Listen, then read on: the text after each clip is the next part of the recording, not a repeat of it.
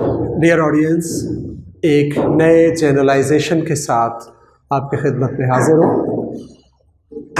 हमारे अक्सर बच्चों को मसला दरपेश होता है कि सी की हार्ड साउंड और सॉफ्ट साउंड कब पैदा होती है।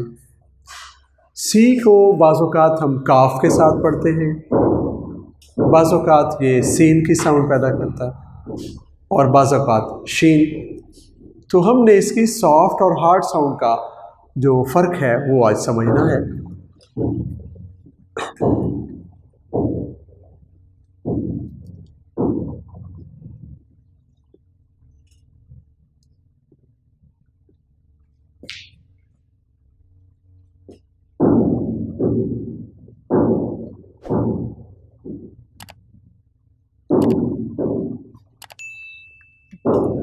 जैसा कि मैंने ये लिखा है, सी के बाद अगर आई, वाई या ई आ जाए तो मोस्टली सी की आवाज़ सॉफ्ट होती है, यानी सीन की आवाज़ होती है। इसकी बेशुमार मिसालें हमारे सामने हैं। हम सिवल कहेंगे, सिवल, सिटी, साइफर,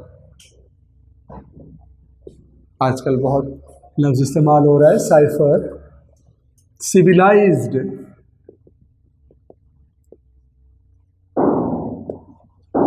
तो इन तमाम अल्फाज के अंदर हम देख रहे हैं कि सी की सॉफ्ट साउंड इसलिए इस्तेमाल हो रही है कि ई है या वाई है या आई है, वो सी के बाद आ गया है, तो इसकी सॉफ्ट साउंड इस्तेमाल हो रही है। अब हम इसकी हार्ड साउंड की तरफ चलते हैं। अगर सी के बाद कोई कॉन्सोनेंट आ जाए तो फिर इसकी हार्ड साउंड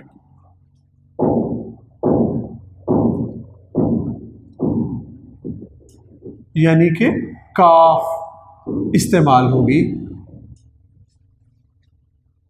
मैं इसकी मिसाल आपको देता हूं, साइकिल, इसमें 2 दफ़ा सी इस्तेमाल हो रहा है। पहले सी के बाद ये वाला रूल अप्लाई हो रहा है वाई होने की बिना पर, सॉफ्ट साउंड सीन की।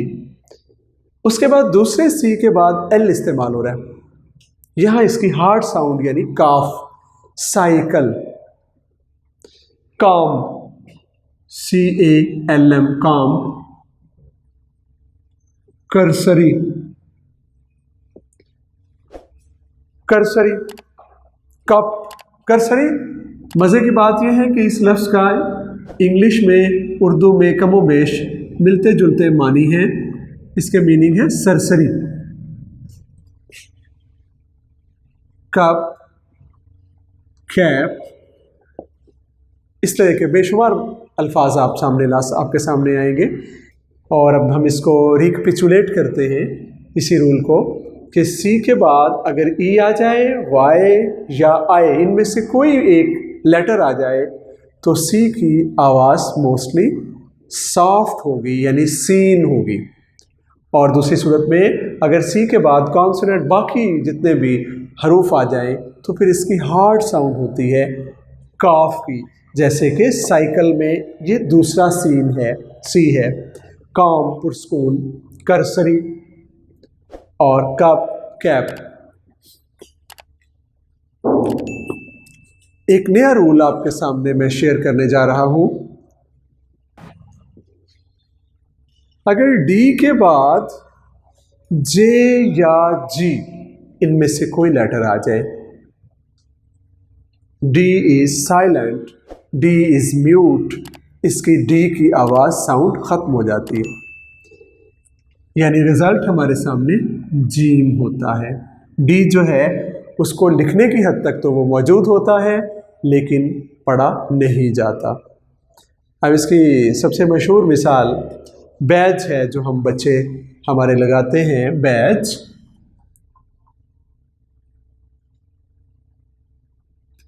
इसको कोई भी बैडेज नहीं कहता, बैज, डीजी इकट्ठा आ गया तो डी साइलेंट है।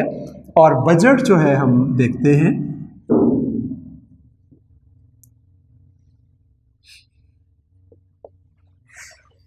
ब्रिज,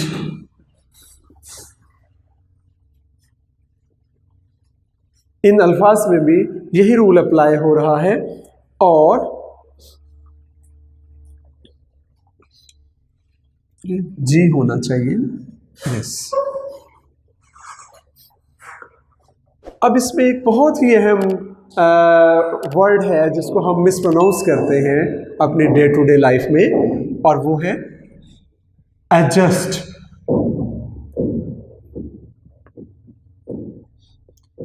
इसको एडजस्ट कहना नामुनासिब होगा, उसी रूल के मुताबिक कि जब डी के बाद जे या जी आ जाए तो डी साइलेंट होता है, म्यूट होता है, इसकी साउंड साइलेंट होती है, तो हम ये एडजस्ट पढ़ेंगे, इसको एडजस्ट नहीं पढ़ेंगे। और जस्ट लाइक दैट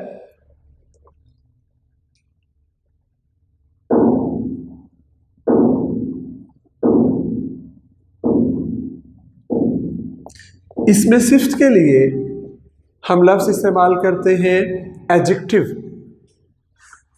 लेकिन सैडली इनफ हमारे कमोबेश सब लोग ही इसको एडजेक्टिव पढ़ते हैं, जो कि नामुनासिब है। इसका सही प्रोनंसिएशन एडजेक्टिव है, क्योंकि डी के बाद जे आ गया, और हमने रूल पहले पढ़ा है कि अगर डी के बाद जी या जे आ जाए तो ऐसा डी नहीं पढ़ा जाता। और इसी तरह एज, ई डी जी ई, एज है ये किनारा, इसको एडेज नहीं पढ़ा जाता। और एडजेसेंट मुल्हक का साथ जुड़े